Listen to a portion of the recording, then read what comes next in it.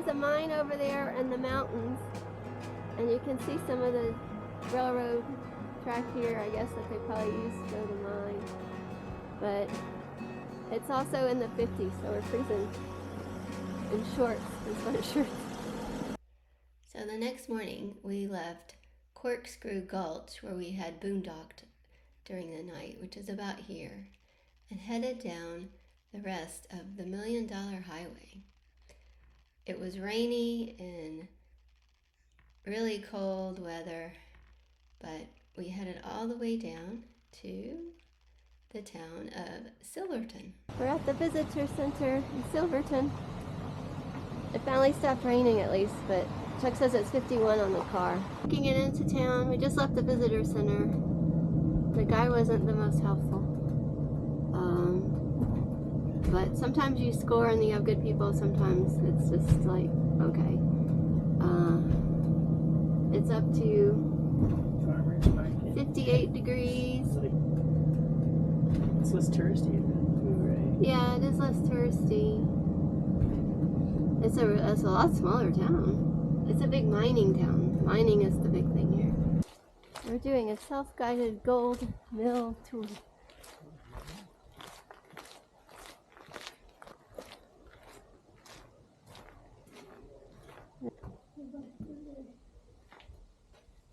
The tree line's way up there and way up there, 12,000 foot, but not so much in that valley. It's kind of inverted and just white. It's just white clean.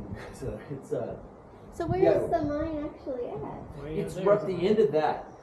There's a steep jeep road that goes up above. Oh, I see the road. Yes. Zigzag. You can see the steeper part. The end.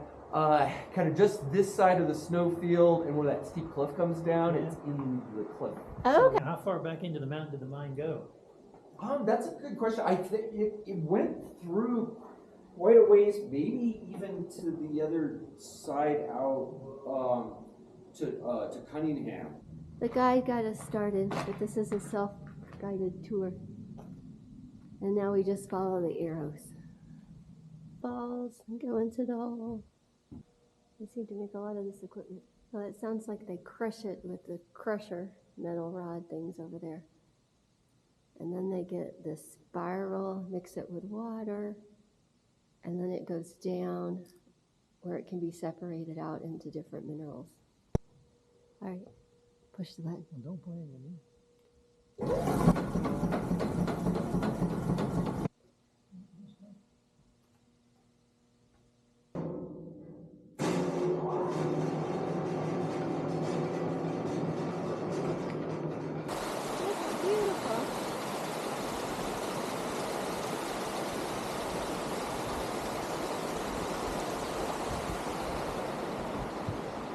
Somebody with a dog. Yeah.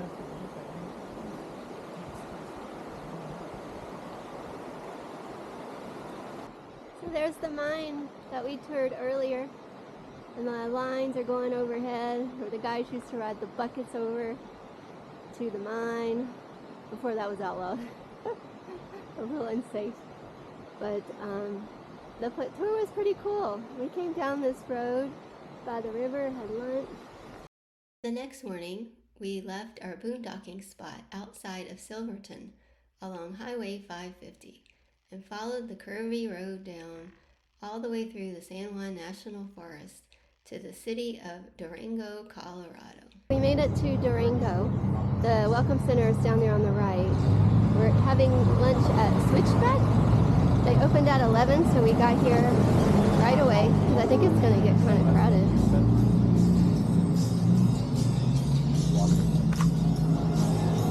This is the inside. The chips and salsa were really good, and my tacos especially were outstanding. Chuck also enjoyed his meal as well, and it was fairly inexpensive. After a great lunch, we walked around town a little bit, just to explore and see what else was there.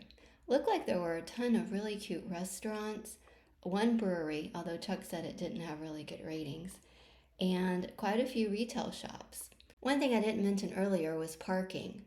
Went to the visitor center, and she told us that we could go to the bus transit parking lot, and there you were able to park for $5 a space for the day. We ended up only paying for one spot, and we just backed into a spot where we could overhang in the back. You are taking up more than one spot in an RV or a van, your ticket will actually have the number of spots that you pay for written on it that you have to put into the window. So just be aware of that if you go to Durango. It is a fairly crowded little town. We ended our walk around town at Esoterra Cider Works. As you know, I love cider, and so I had scoped out this place a long time ago, which has a number of locations out west, but we chose to go to this location in Durango. Chuck and I both got flights, so that enabled us to be able to drink 8 different ciders that they had. What I eventually learned is that none of the ciders out west are to my liking because I like sweet ciders and everything out there is much more dry. So they were okay. After enjoying our time in Durango, we headed out on Highway 160 all the way over to Mesa Verde National Park through the town of Mancos, which we would come back to later. Beautiful visitor center. We got a cool sculpture over here. This is super cool. It was fairly late in the afternoon by the time we reached Mesa Verde National Park. But as we learned before, it's nice to scope out the parks in the afternoon when it's less crowded so that you can get a head start on your plan on how to attack the park the next day. At the visitor center, which is right here, you'll see there is a long skinny road that goes into the park. We had no idea. It's just one lane in and one lane out. And it goes all the way down to the main ruin here, which is the Cliff Palace. Absolutely amazing, and so we knew we had to see this. Of course, unfortunately, we had not planned ahead enough in order to get a tour pass. Those sell out way in advance. We had no idea. But we decided, even though it would be 25 miles at least to get all the way down to the bottom of this loop, this is the most crowded loop. So we thought doing this late in the afternoon made sense, even though it was going to be 50 miles at least and maybe even 2 hours to get in and out of the park all the way down here. But that's how we decided to approach it. Then the next day we would come back and we would see the museum and do a hike or two and finish the other loop that's over here. The Longhouse Loop, I think you have to have a tour in order to go over to this part. So we were not able to go into this part of the park. But that was our plan of attack for the day.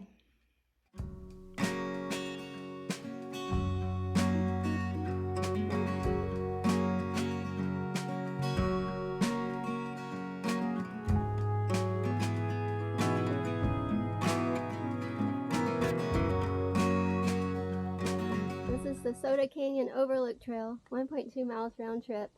And you'll see the cars are like endless, but Chuck squeezed us in at the front. But we're going to get a look at the balcony house. Pretty easy, short walk.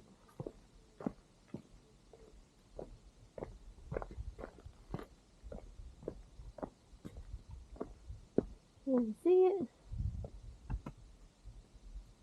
Oh, I see.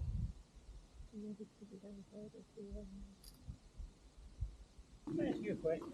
Sure. I know these things used to be sometimes even 3-stories high. Yep. Where'd all the blocks go?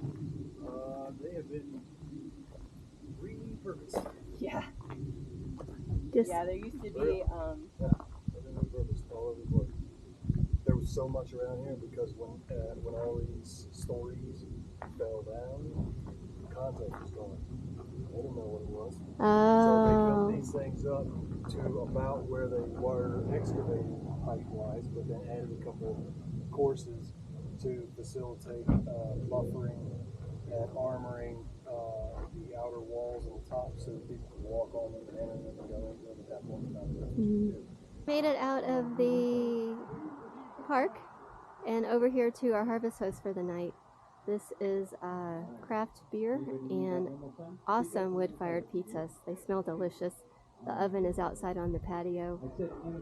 You'll see the van down there. It's pretty level.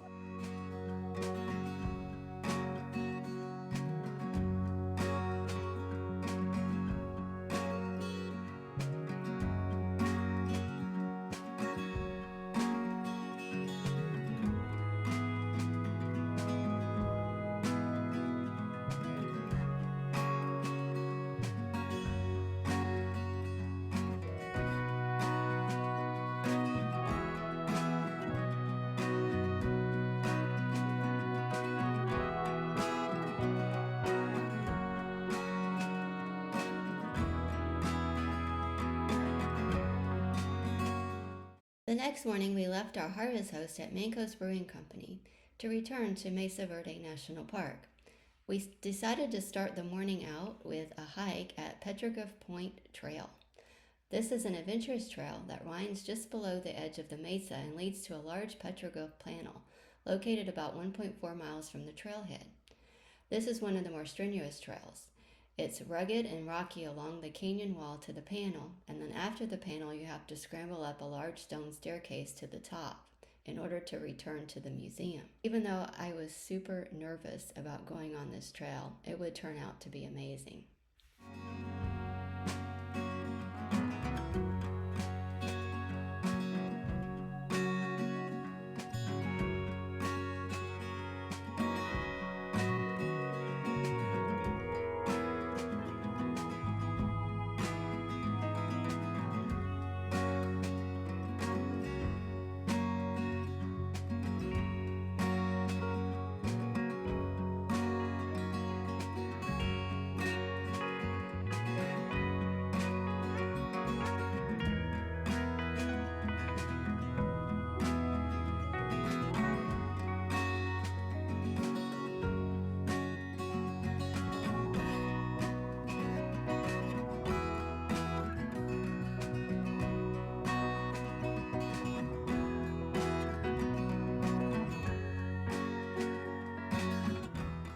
Here's the museum. You'll see here it's a National World Heritage Site.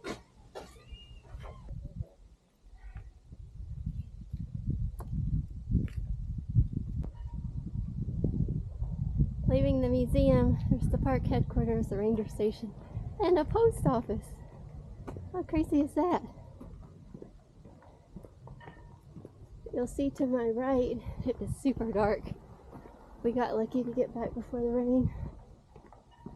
After our hike, we headed to the pit house. The rangers had told us to be sure not to miss a stop there. It's one of the oldest dwellings in Mesa Verde. When we got there, we were actually kind of disappointed because it's really, really deteriorated. They have covered it now to help preserve it, but there's really not a whole lot left.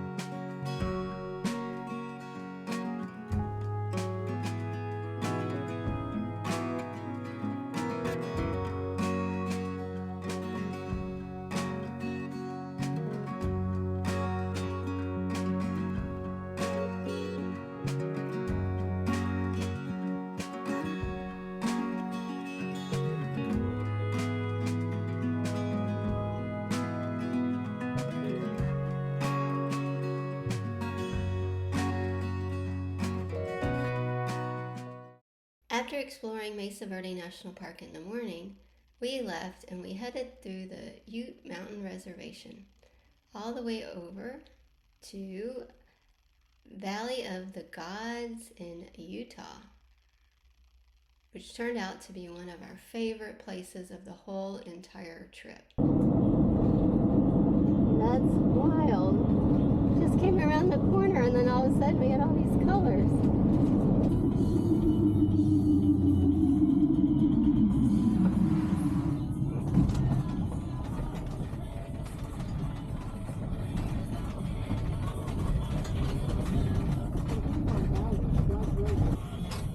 Up our steam and we're going through.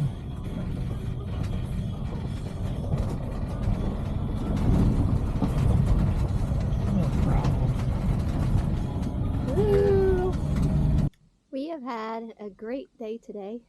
I woke up super nervous about going on this hike because it required some scrambling over rocks and I was scared. It said it was strenuous, but actually there was one rock that was kind of hard, but otherwise it was pretty easy.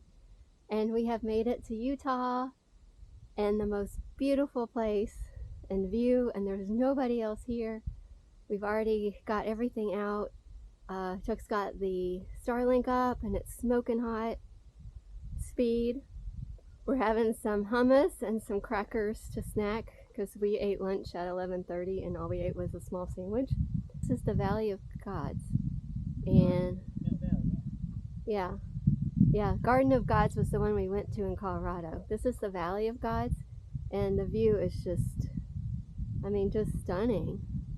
So we're not sure if we're on the right road, but this is the road that Iowa Orlando brought us to for a stop. It was raining earlier, and so it was real muddy down in the ditch that you had to cross, and it said if it was too muddy, then you would get stuck. But Chuck just kind of gunned it and put it in 4x4, and we made it. But it's beautiful. What a great day. We're excited.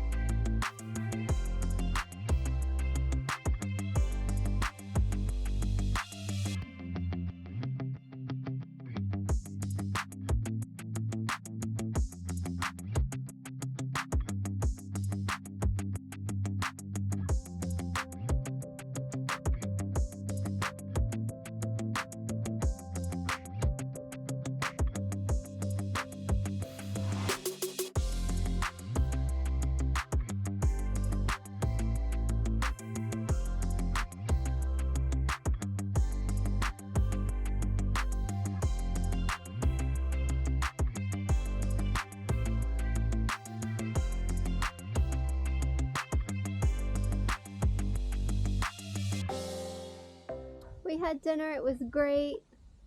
I didn't even see some of that back to the left. It just continues. We have like 360-degree views. It's just absolutely beautiful. And the sun's coming over and hitting the mountains over there and just lighting them up. So pretty. I really got the camera out a little bit too late. We started putting things away. I should have done it as soon as I grabbed it. Valley of the Gods was a boondocker's paradise. It was open BLM land, and you could park wherever you wanted, and there were lots of choices. It wasn't crowded. The views were stunning, and since it's BLM land, you're able to fly the drone. In the next video, we continue to explore Valley of the Gods and the area surrounding it, including a drive down to Monument Valley.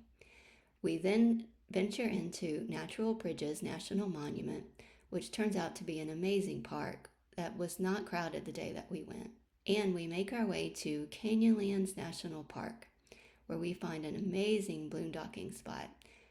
Chuck gets some incredible drone footage before crashing the drone.